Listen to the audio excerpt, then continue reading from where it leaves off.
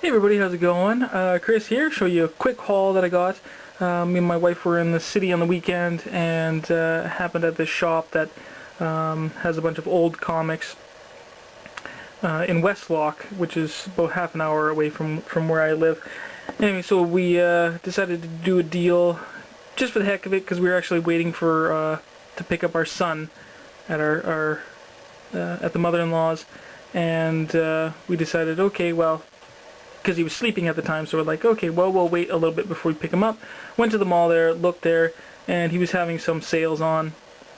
And there's only one book I actually wanted to buy for 90 cents, and I didn't have any cash, so I asked my wife for $1, and she ended up saying, well, here's 10, take advantage of this sale that he had on for 11 comics for $10.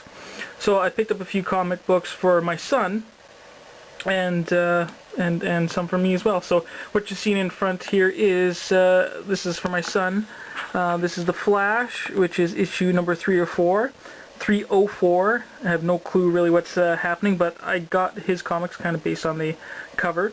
But I thought it was neat. He's really into video games right now, and he does know who the Flash is. He likes playing Flash in the Batman Lego video game. So I figured this one was great. He might enjoy this Flash.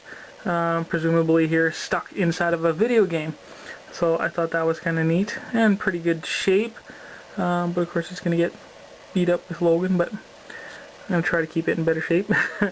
But yeah, I thought that one would be good for him.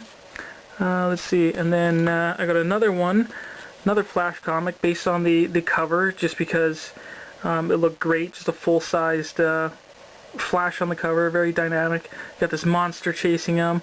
And this looks like it's a mini-series from 1987, and I have no clue what this is. Any Flash fans out there who've read older Flash comics can maybe fill me in on what was all going on in this series. I'm not even sure how to quite say this, but I don't know if it's supposed to be Kilgire or Kilgore.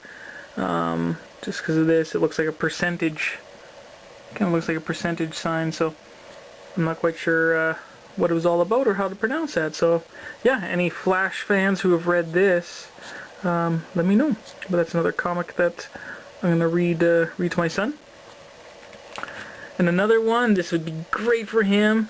Of course, most young kids love these kind of animals and these extinct animals. So I saw this and had to get it for him. This is from Marvel Comics, Dino Riders, issue number 1.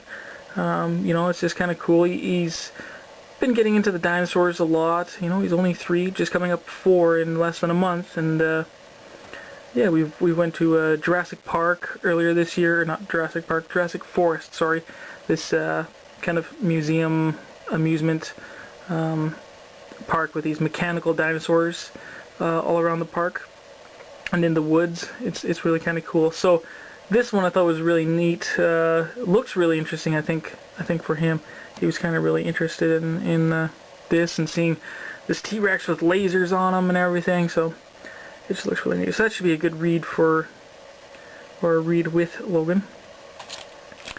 And one of his favorite superheroes, Spider-Man. This is issue 47 of Spidey Super Stories, and this is a book that's with Marvel Comics in association with the Electric Company. I really haven't seen many of these. I will have to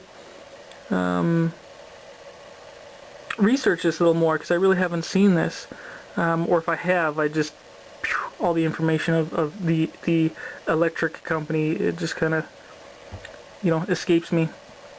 But it says right here, Easy Reader says, this comic book is easy to read. So kind of funny, 36 pages. Again, this one in pretty good shape for, you know, the box I found it in. So it looks interesting. So that's Logan's comics. Then I found a few for me. First I'll show the comic the first comic I just wanted to buy, just 90 cents. Buy it, and that was it. And it was this one. Of course, right? A Wolverine comic. And this one, I really don't need to read it, but it's in almost perfect shape. This one was actually in the box without a bag and board, and I'm surprised on the great condition of it. Basically, it's like an oversized comic book, but it's actually a collected version of a story that was in Marvel Comics Presents.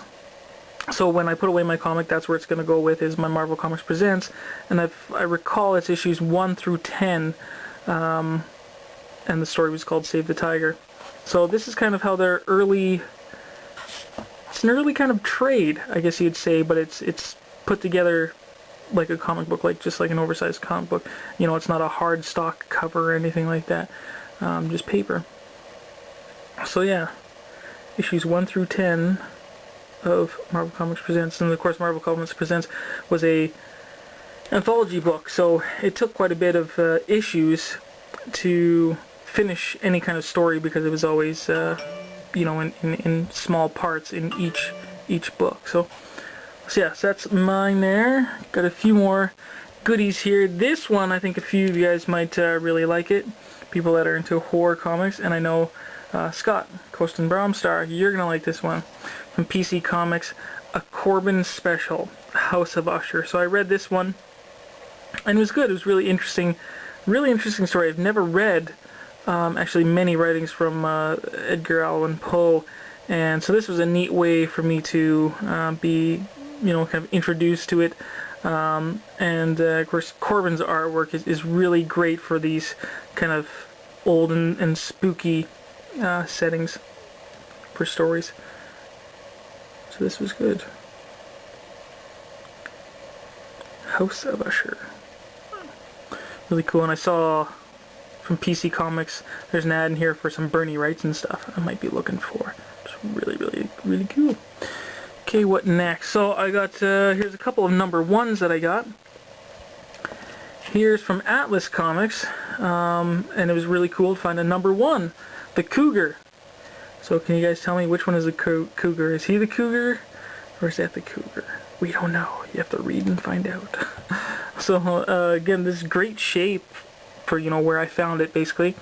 Number one. And Atlas Comics, these ones, you will never find them more than 3 or 4 issues, because it's a very short-lived company and series, basically. So to find them and in great shape is more rare. So I think everybody should at least, if you find an Atlas like this and it's number one, great shape, pick it up. Okay, so there's that one, and then another Atlas here, The Hands of the Dragon, origin issue. So yeah, haven't read it yet, don't know what it's all about, but I mean, just looking of it, I'm kind of reminded of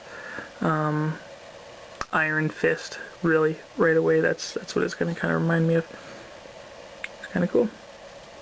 Okay, now getting into some older issues here. The last two that I'll show you are kind of more beat up, but this one looks pretty good. From 1977, I think. Yeah, 77.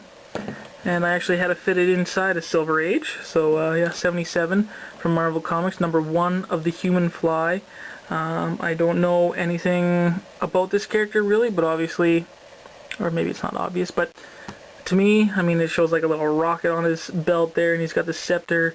I don't think it has anything to do with the insect fly, but it talks about here about him becoming the greatest death defier of them all.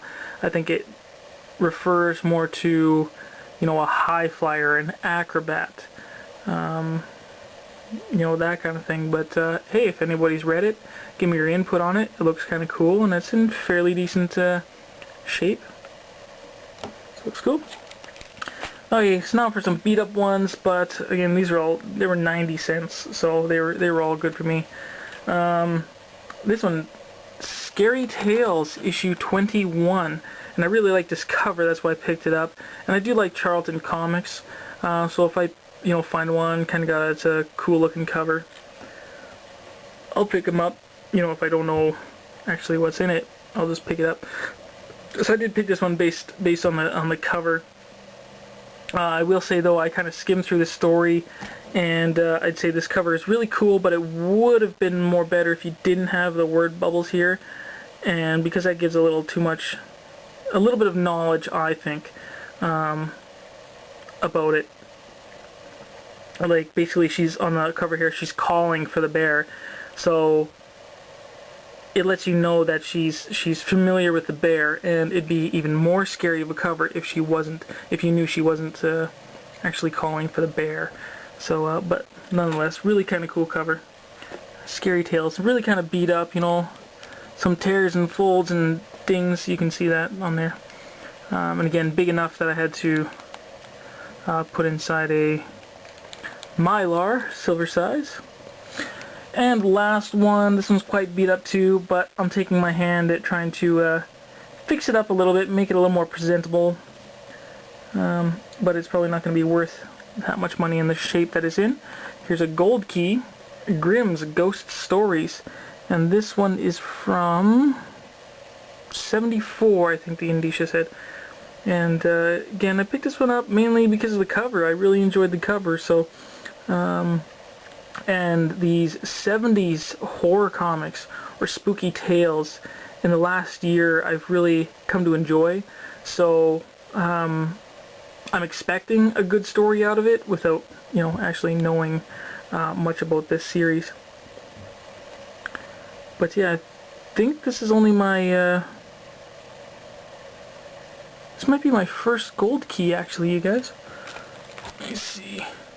I think so, yeah, that's Harvey. I believe this is my actual first gold key, so that's kind of cool too, I think. And again, if anybody knows more about this series, let me know what you thought.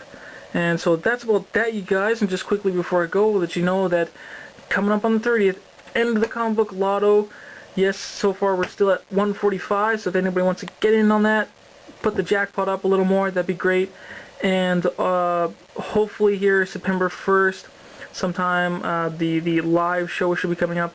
But currently I'm having a few internet issues with my wireless stuff and the actual internet, so hopefully that gets corrected before September 1st, which I'm sure it will. But yeah, so if for some reason I can't do the live show on September 1st, I'll let everybody know via Twitter or something like that, because I have an iPhone. I can connect the internet that way. But yeah, I think that's about it for now, you guys. I got a lot of cool comics coming in that I'm going to be saving up to show you guys for the live show as well, and I'm really excited to see them, and hope you guys will like those as well. Alright, I'm going to get out of here, and we'll see you guys all later. Bye.